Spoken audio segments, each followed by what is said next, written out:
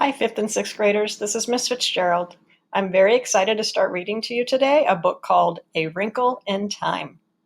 A Wrinkle in Time is the story of Meg Murray, a high school-age girl who is transported on an adventure through time and space with her younger brother Charles Wallace and her good friend Calvin O'Keefe. They're out to rescue her father, a gifted scientist, from the evil forces that hold him prisoner on another planet. Chapter 1. Mrs. Whatsit. It was a dark and stormy night. In her attic bedroom, Margaret Murray, wrapped in an old patchwork quilt, sat on the foot of her bed and watched the trees tossing in the frenzied lashing of the wind. Behind the trees, clouds scudded frantically across the sky. Every few moments, the moon ripped through them, creating wrath-like shadows that raced along the ground. The house shook. Wrapped in her quilt, Meg shook. She wasn't usually afraid of weather. It's not just the weather, she thought. It's the weather on top of everything else, on top of me, on top of Meg Murray doing everything wrong. School was all wrong. She'd been dropped down to the lowest section in her grade. That morning, one of her teachers had said crossly, "Really, Meg, I don't understand how a child with parents as brilliant as yours are supposed to be can be such a poor student. If you don't manage to do a little better, you'll have to stay back next year." During lunch, she'd rough-housed a little to try to make herself feel better, and one of the girls said scornfully, "After all, Meg, we aren't grammar school kids anymore. Why do you always act like such a baby?" And on the way home from school, walking up the road with her arms full of books, one of the boys had said something about her dumb baby brother. At this, she'd thrown the books on the side of the road and tackled him with every ounce of strength she had, and arrived home with her blouse torn and a big bruise under one eye. Sandy and Denis, her 10-year-old twin brothers, who got home from school an hour earlier than she did, were disgusted. "Let us do the fighting when it's necessary," they told her. A delinquent, that's what I am, she thought grimly. That's what they'll be saying next, not mother, but them, everybody else. I wish father, but it was still not possible to think about her father without the danger of tears. Only her mother could talk about him in a natural way, saying, "When your father gets back from where and when?" Surely her mother must know what people were saying, must be aware of the smugly vicious gossip. Surely it must hurt her as it did Meg. But if it did, she gave no outward sign. Nothing ruffled the serenity of her expression. Why can't I hide it too, Meg thought. Why do I always have to show everything? The window rattled madly in the wind, and she pulled the quilt close about her. Curled up on one of her pillows, a gray fluff of kitten yawned, showing its pink tongue, tucked its head under again, and went back to sleep. Everybody was asleep. Everybody except Meg. Even Charles Wallace, the dumb baby brother, who had an uncanny way of knowing when she was awake and unhappy, and who would come so many nights tiptoeing up the attic stairs to her, even Charles Wallace was asleep. How could they sleep? All day on the radio there had been hurricane warnings. How could they leave her up in the attic in the rickety brass bed, knowing that the roof might be blown right off the house, and she tossed out into the wild night sky to land who knows where? Her shivering grew uncontrollable. "You asked to have the attic bedroom," she told herself savagely. "Mother let you have it because you're the oldest. It's a privilege, not a punishment." "Not during a hurricane it isn't a privilege," she said aloud. She tossed the quilt down on the foot of the bed and stood up. The kitten stretched luxuriously and looked up at her with huge, innocent eyes. "Go back to sleep," Meg said. "Just be glad you're a kitten and not a monster like me." She looked at herself in the wardrobe mirror and made a horrible face, bearing a mouthful of teeth covered with braces. Automatically, she pushed her glasses into position, ran her fingers through her mouse-brown hair so that it stood wildly on end, and let out a sigh almost as noisy as the wind. The wide wooden floorboards were cold against her feet. Wind blew in the crevices about the window frame, in spite of the protection the storm sash was supposed to offer. She could hear wind howling in the chimneys. From all the way downstairs, she could hear Fortinbras, the big black dog, starting to bark. He must be frightened too. What was he barking at? Fortinbras never barked without reason. Suddenly she remembered that when she had gone to the post office to pick up the mail, she'd heard about a tramp who was supposed to have stolen 12 sheets from Mrs. Buncombe, the constable's wife. They hadn't caught him, and maybe he was heading for the Murray's house right now, isolated on a back road as it was. And this time, maybe he'd be after more than sheets. Meg hadn't paid much attention to the talk about the tramp at the time, because the postmistress, with a sugary smile, had asked if she'd heard from her father lately. She left her little room and made her way through the shadows of the main attic, bumping against the ping-pong table. Now I'll have a bruise on my hip on top of everything else, she thought. Next, she walked into her old doll's house, Charles Wallace's rocking horse, the twins' electric trains. Why must everything happen to me? She demanded of a large teddy bear. At the foot of the attic stairs, she stood still and listened. Not a sound from Charles Wallace's room on the right. On the left, in her parents' room, not a rustle from her mother sleeping alone in the great double bed. She tiptoed down the hall and into the twins' room, pushing again at her glasses as though they could help her to see better in the dark. Denis was snoring. Sandy murmured something about baseball and subsided. The twins didn't have any problems. They weren't great students, but they weren't bad ones either. They were perfectly content with a succession of B's and an occasional A or C. They were strong and fast runners and good at games, and when cracks were made about anybody in the Murray family, they weren't made about Sandy and Denis. She left the twins' room and went on downstairs, avoiding the creaking 7th step. Fortinbras had stopped barking. It wasn't the tramp this time then. Fort would go on barking if anybody was around. But suppose the tramp does come. Suppose he has a knife. Nobody lives near enough to hear if we screamed and screamed and screamed. Nobody'd care anyhow. I'll make myself some cocoa, she decided. That'll cheer me up. And if the roof blows off, at least I won't go off with it. In the kitchen, a light was already on, and Charles Wallace was sitting at the table drinking milk and eating bread and jam. He looked very small and vulnerable, sitting there alone in the big old-fashioned kitchen, a blond little boy in faded blue Dr. Denton's, his feet swinging a good 6 inches above the floor. "Hi," he said cheerfully. "I've been waiting for you." From under the table where he was lying at Charles Wallace's feet, hoping for a crumb or two, Fortinbras raised his slender dark head in greeting to Meg, and his tail thumped against the floor. Fortinbras had arrived on their doorstep, a half-grown puppy, scrawny and abandoned, one winter night. He was, Meg's father had decided, part Llewellyn setter and part greyhound, and he had a slender, dark beauty that was all his own. "Why didn't you come up to the attic?" Meg asked her brother, speaking as though he were at least her own age. "I've been scared stiff." "Too windy up in that attic of yours," the little boy said. "I knew you'd be down. I put some milk on the stove for you. It ought to be hot by now." How did Charles Wallace always know about her? How could he always tell? He never knew or seemed to care what Denis or Sandy were thinking. It was his mother's mind and Meg's that he probed with frightening accuracy. Was it because people were a little afraid of him that they whispered about the Murray's youngest child, who was rumored to be not quite bright? "I've heard that clever people often have subnormal children," Meg had once overheard. "The 2 boys seem to be nice, regular children, but that unattractive girl and the baby boy certainly aren't all there." It was true that Charles Wallace seldom spoke when anybody was around, so that many people thought he'd never learn to talk. And it was true that he hadn't talked at all until he was almost 4. Meg would turn white with fury when people looked at him and clucked, shaking their heads sadly. "Don't worry about Charles Wallace, Meg," her father had once told her. Meg remembered it very clearly because it was shortly before he went away. "There's nothing the matter with his mind. He just does things in his own way and in his own time." "I don't want him to grow up to be dumb like me," Meg said. "Oh, my darling, you're not dumb," her father answered. "You're like Charles Wallace. Your development has to go at its own pace. It just doesn't happen to be the usual pace." "How do you know?" Meg had demanded. "How do you know I'm not dumb? Isn't it just because you love me?" "I love you, but that's not what tells me. Mother and I have given you a number of tests, you know. Yes, that was true.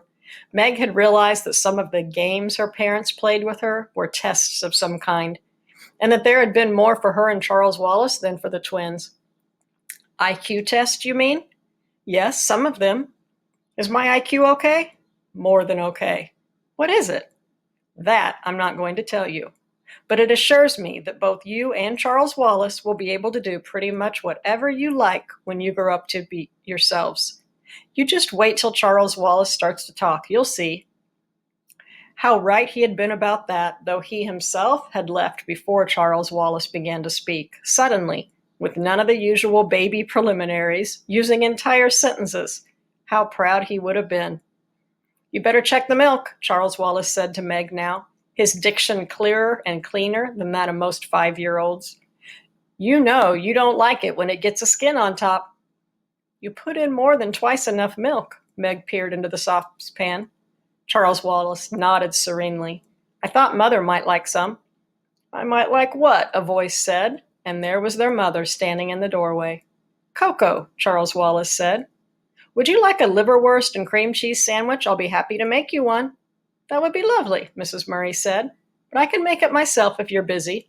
No trouble at all. Charles Wallace slid down from his chair and trotted over to the refrigerator, his pajamaed feet padding softly as a kitten's. How about you, Meg? He asked. Sandwich? Yes, please, she said, but not liverwurst. Do we have any tomatoes? Charles Wallace peered into the crisper. One? All right if I use it on Meg, Mother? To what better use could it be put? Mrs. Murray smiled. But not so loud, please, Charles. That is, unless you want the twins downstairs, too. Let's be exclusive, Charles Wallace said. That's my new word for the day. Impressive, isn't it? Prodigious, Mrs. Murray said. Meg, come let me look at that bruise. Meg knelt at her mother's feet. The warmth and light of the kitchen had relaxed her so that her attic fears were gone. The cocoa streamed fragrantly in the saucepan. Geraniums bloomed on the windowsills, and there was a bouquet of tiny yellow chrysanthemums in the center of the table. The curtains, red with a blue and green geometrical pattern, were drawn and seemed to reflect their cheerfulness throughout the room. The furnace purred like a great sleepy animal. The lights glowed with steady radiance. Outside, alone in the dark, the wind still battered against the house, but the angry power that had frightened Meg while she was alone in the attic was subdued by the familiar comfort of the kitchen. Underneath Mrs. Murray's chair, Fortinbras let out a contented sigh. Mrs. Murray gently touched Meg's bruised cheek. Meg looked up at her mother, half in loving admiration, half in sullen resentment. It was not an advantage to have a mother who was a scientist and a beauty as well. Mrs. Murray's flaming red hair, creamy skin, and violet eyes with long dark lashes seemed even more spectacular in comparison with Meg's outrageous plainness. Meg's hair had been passable as long as she wore it tidily in braids. When she went into high school, it was cut, and now she and her mother struggled with putting it up. But one side would come out curly and the other straight, so that she looked even plainer than before. You don't know the meaning of moderation, do you, my darling? Mrs. Murray asked. A happy medium is something I wonder if you'll ever learn. That's a nasty bruise the Henderson boy gave you. By the way, shortly after you'd gone to bed, his mother called up to complain about how badly you'd hurt him. I told her since he's a year older and at least 25 pounds heavier than you are, I thought I was the one who ought to be doing the complaining. But she seemed to think it was all your fault. I suppose that depends on how you look at it, Meg said. Usually, no matter what happens, people think it's my fault, even if I have nothing to do with it at all. But I'm sorry I tried to fight him. It's just been an awful week, and I'm full of bad feeling. Mrs. Murray stroked Meg's shaggy head. Do you know why? I hate being an oddball, Meg said. It's hard on Sandy and Denis, too. I don't know if they're really like everybody else, or if they're just able to pretend they are. I try to pretend, but it isn't any help. You're much too straightforward to be able to pretend to be what you aren't, Mrs. Murray said. I'm sorry, Meglet. Maybe if Father were here, he could help you, but I don't think I can do anything till you've managed to plow through some more time. Then things will be easier for you. But that isn't much help right now, is it? Maybe if I weren't so repulsive looking. Maybe if I were pretty like you. Mother's not a bit pretty. She's beautiful, Charles Wallace announced, slicing liverwurst. Therefore, I bet she was awful at your age. How right you are, Mrs. Murray said. Just give yourself time, Meg. Lettuce on your sandwich, Mother? Charles Wallace asked. No, thanks. He cut the sandwich into sections, put it on a plate, and set it in front of his mother. Yours will be along in just a minute, Meg. I think I'll talk to Mrs. Whatsit about you. Who's Mrs. Whatsit? Meg asked. I think I want to be exclusive about her for a while, Charles Wallace said. Onion salt? Yes, please. What's Mrs. Whatsit stand for? Mrs. Murray asked. That's her name, Charles Wallace answered. You know the old shingled house back in the woods that the kids won't go near because they say it's haunted? That's where they live. They? Mrs. Whatsit and her two friends. I was out with Fortinbras a couple of days ago. You and the twins were at school, Meg. We like to walk in the woods, and suddenly he took off after a squirrel, and I took off after him, and we ended up by the haunted house. So I met them by accident, as you might say.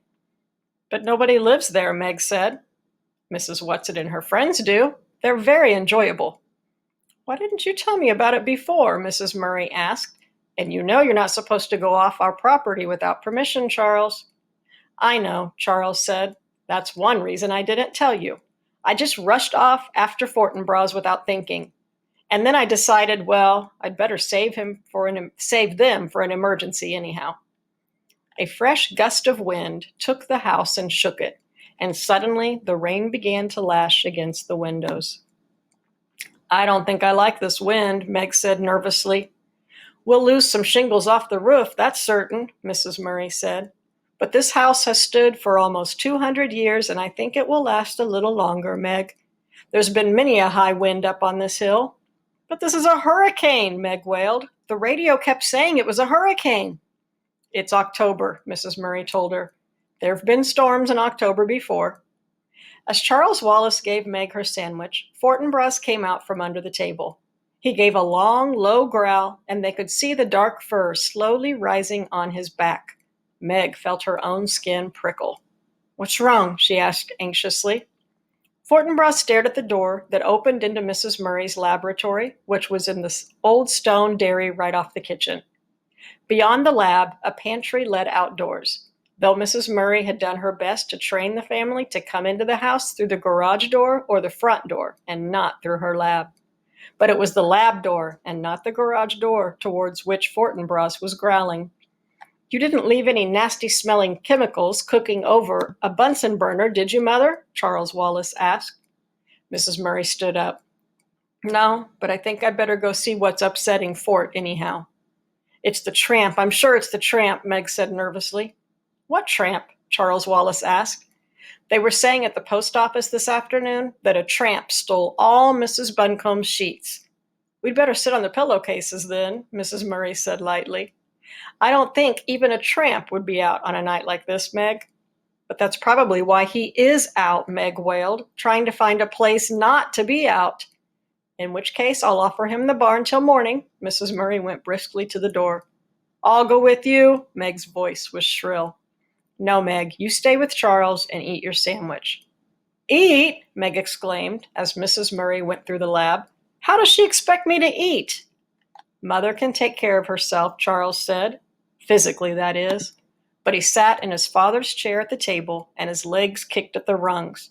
And Charles Wallace, unlike most small children, had the ability to sit still. After a few moments that seemed like forever to Meg, Mrs. Murray came back in, holding the door open for, was it the tramp? It seemed small for Meg's idea of a tramp. The age or sex was impossible to tell, for it was completely bundled up in clothes. Several scarves of assorted colors were tied about the head, and a man's felt hat perched atop. A shocking pink stole was knotted about a rough overcoat, and black rubber boots covered the feet. Mrs. Whatsit? Charles said suspiciously. What are you doing here? And at this time of night, too? Now don't you be worried, my honey, a voice emerged from among turned-up coat collar, stole, scarves, and hat, a voice like an unoiled gate, but somehow not unpleasant. Mrs. Whatsit says she lost her way, Mrs. Murray said. Would you care for some hot chocolate, Mrs. Whatsit? Charmed, I'm sure, Mrs. Whatsit answered, taking off the hat and the stole. It isn't so much that I lost my way as that I got blown off course. And when I realized that I was at little Charles Wallace's house, I thought I'd just come in and rest a bit before proceeding on my way. How did you know this was Charles Wallace's house? Meg asked. By the smell. Mrs. Whatsit untied a blue and green paisley scarf, a red and yellow flowered print, a gold Liberty print, a red and black bandana. Under all this, a sparse quantity of grayish hair was tied in a small but tidy knot on top of her head. Her eyes were bright, her nose a round, soft blob, her mouth puckered like an autumn apple. My, but it's lovely and warm in here, she said. Do sit down, Mrs. Murray indicated a chair. Would you like a sandwich, Mrs. Whatsit? I've had liverwurst and cream cheese. Charles has had bread and jam, and Meg, lettuce and tomato. Now, let me see, Mrs. Whatsit pondered. I'm passionately fond of Russian caviar. You peaked, Charles cried indignantly. We're saving that for Mother's birthday, and you can't have any. Mrs. Whatsit gave a deep and pathetic sigh. No, Charles said. Now you mustn't give in to her, Mother, or I shall be very angry. How about tuna fish salad? All right, Mrs. Whatsit said meekly. I'll fix it, Meg offered, going to the pantry for a can of tuna fish.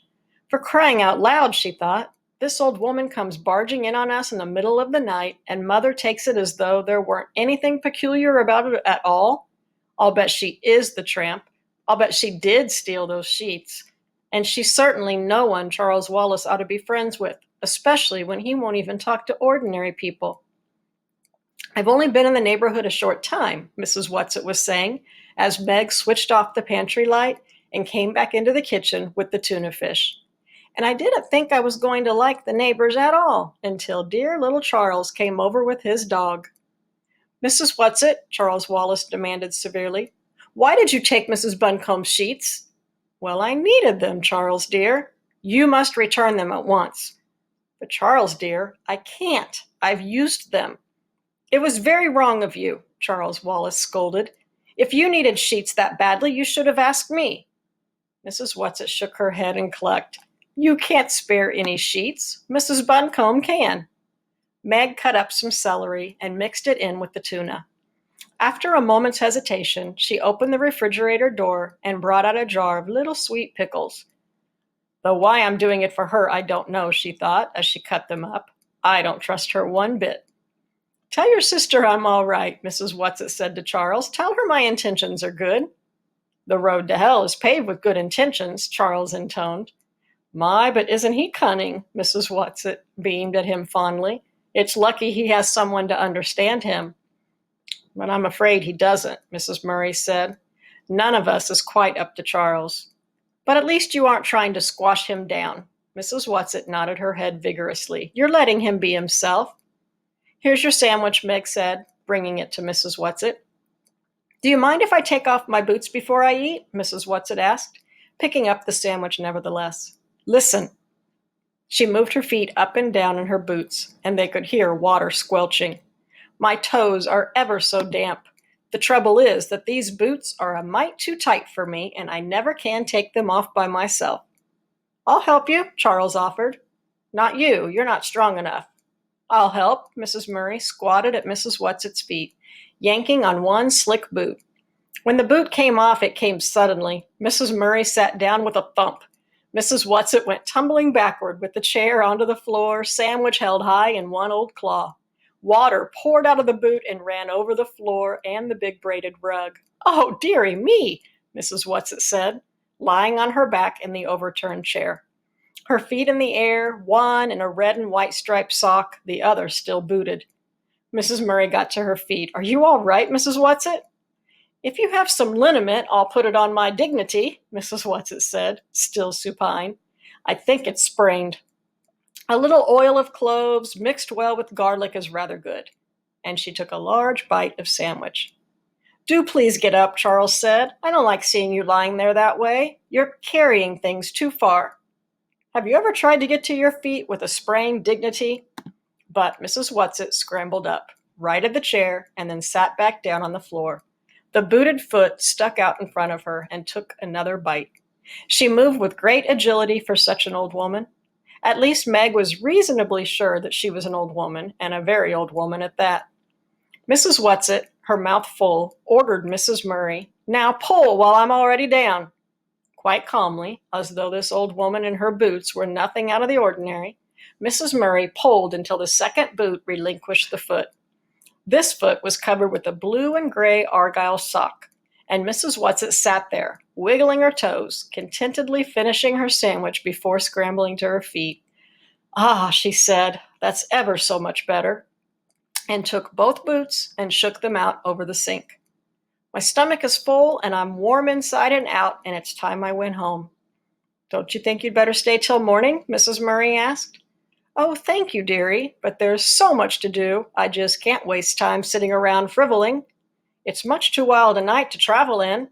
"Wild nights are my glory," Mrs. Whatsit said. I just got caught in a downdraft and blown off course." "Well, at least till your socks are dry. Wet socks don't bother me. I just didn't like the water squishing around in my boots. Now don't worry about me, lamb." Lamb was not a word one would ordinarily think of calling Mrs. Murray. "I shall just sit down for a moment and pop on my boots, and then I'll be on my way.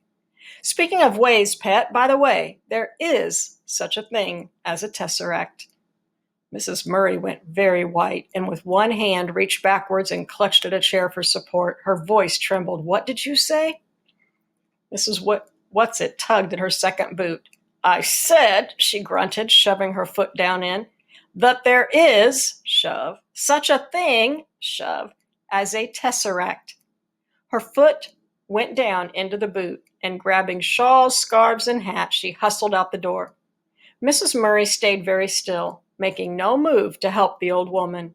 As the door opened, Fortinbras streaked in, panting, wet and shiny as a seal. He looked at Mrs. Murray and whined. The door slammed. "Mother, what's the matter?" Meg cried. "What did she say? What is it?" "The tesseract," Mrs. Murray whispered. What did she mean? How could she have known?